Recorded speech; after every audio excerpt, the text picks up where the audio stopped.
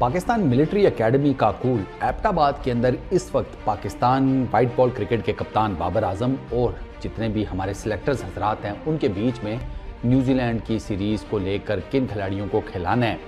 जो मुमकिन एक टीम बनेगी उसके ऊपर मुशावरत जारी और सारी है। मतलब उन्हीं 18 लड़कों की बताया जा रहा है कि कोई सिलेक्शन होगी इस T20 सीरीज़ के लिए जिसके 5 मैचेस होंगे। अच्छा, आपको ये चीज़ बता दूं, हारिस रऊफ बाहर हैं,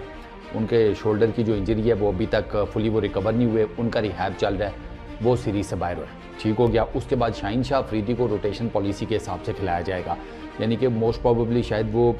इस सीरीज़ के इनिशियल फ्यू मैचेस रेस्ट करेंगे और उसके बाद आएंगे आखिर के मैचेस के अंदर, ठीक हो गया। फ़खर जमान का उनके भी हाथ की इंजरी है, वो भी देखा जाएगा,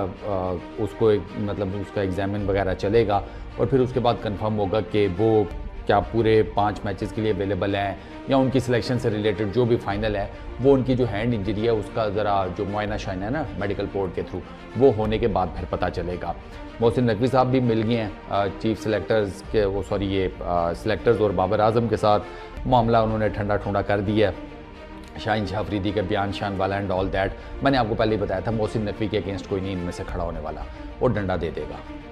दो डंडे देगा, एक नहीं 2 डंडे देगा। अगर आपको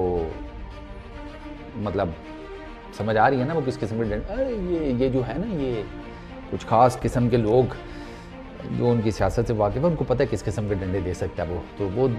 मैंने आपको वो उसने डंडा दे दिया ना, उसके एक लफ्ज़ नहीं बाहर निकला सर, एक लफ्ज़ नहीं बाहर निकला किसी का, बा अच्छा सर ठीक है कोई मसला नहीं, ऐसे होता है, ऐसे डंडे देने पड़ते हैं तभी इंसान के बच्चे बनते हैं। खैर चलो मैं आपको ज़रा खिलाड़ियों के नाम बता देता हूँ जिनके बारे में मतलब एक क्यास आ रही है कि ये सिलेक्ट हो जाएंगे, वही मुमकिन जो खिलाड़ी हैं सर। उसमें बाबर आजम है, साइम अयूब है, मोहम्मद रिजवान, साहिबजादा फरहान, सलमान अली आगा, इफ्तिखार अहमद, आज़म खान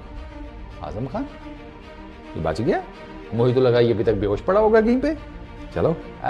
मजाक करता हूँ, गुड्डू जिगर है अपना, मुझे पसंद है, लिटरली मुझे इस फिजिक के साथ पसंद है, वो पता नहीं उसमें क्या एक है,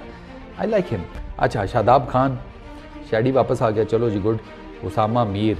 ये PSL का शेनमोन पता नहीं क्या करेगा, चलो देखते हैं। शाहीन शाह अफरीदी, नसीम शाह, इमाद वसीम, मोहम्मद आमिर, जमान खान, उस्मान खान,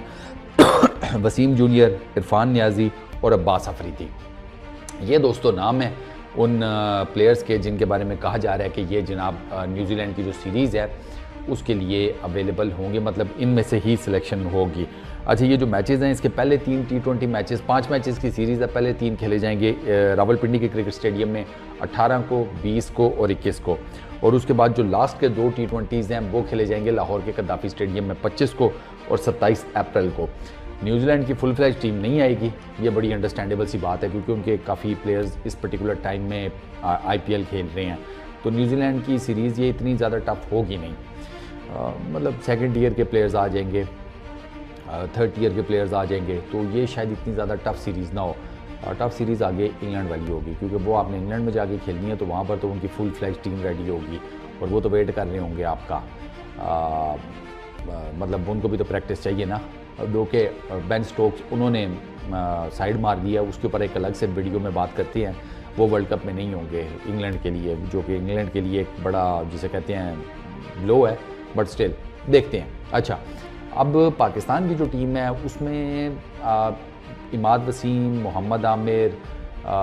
इनको रोटेशन पॉलिसी के हिसाब से खिलाया जाएगा नहीं, ये देखना पड़ेगा, प्लस और जो फास्ट बॉलर्स हैं, क्योंकि अब बात होनी शुरू हो गई है पाकिस्तान की क्रिकेट में भी रोटेशन पॉलिसी की, क्योंकि हमने अपने बॉलर्स काफ़ी ज़ाया किए हैं। नसीम शाह की इंजरी वो इसी वजह से हुई, अब हमारी कोई रोटेशन पॉलिसी नहीं थी। शाहीन शाह अफरीदी को रोटेशन पॉलिसी के हिसाब से मैंने आपको बताया खिलाया जाएगा, ठीक है। अगर 5 मैचेज़ हैं, बिलफर्ज 3 खेलता है, 2 रेस्ट करता है, तो कम से कम जो 3 खेलेगा उसमें जान तो मारेगा ना। ऐसा तो नहीं है ना कि 5 मैचेस खेल के बिल्कुल ही मतलब तोड़ फोड़ का शिकार हो जाए। तो ये जो रोटेशन पॉलिसी वाली PCB ने काम शुरू किया, ये बड़ा ज़बरदस्त है, ये रेस्ट चाहिए भी,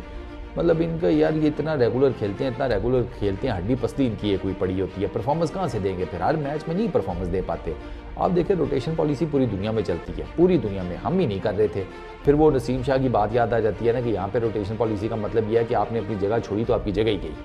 आपको यही कंफर्म नहीं होता कि आपकी जगह है या नहीं है। तो पीसीबी को चाहिए कि लड़कों को कम से कम शोटीज दे के रखे कि यार तुम्हारी जगह कहीं नहीं जाएगी,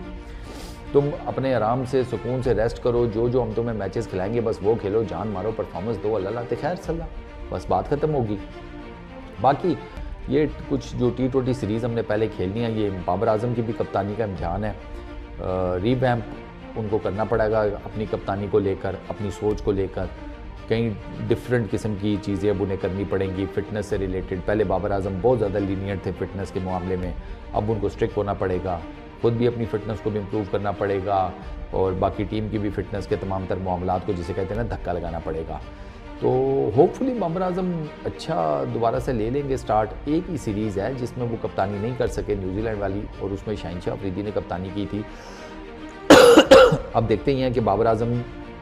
को जो अश्योरिटीज़ दी गई हैं पीसीबी की तरफ से वो क्या हैं, किन खिलाड़ियों को वो सिलेक्ट करते हैं, किन को वो खिलाते हैं, ये सारा कुछ अभी आने वाले कुछ दिनों में हमें क्लियर हो जाएगा। एक तो ऐलान हो जाएगा टीम का फाइनल, वो देखते हैं कि किस किस खिलाड़ी को जगह मिलती है। ये तो मुमकिन है ना, जब कंफर्म हो जाएंगे तो फिर देखेंगे कि बाबर आजम इन लड़कों के साथ न्यूजीलैंड के अगेंस्ट किस तरह खेलते हैं और आने वाली सीरीज़ के। इस वीडियो में इतना ही। अपना बहुत ख्याल रखना यार, नेक्स्ट वीडियो में मुलाकात होगी।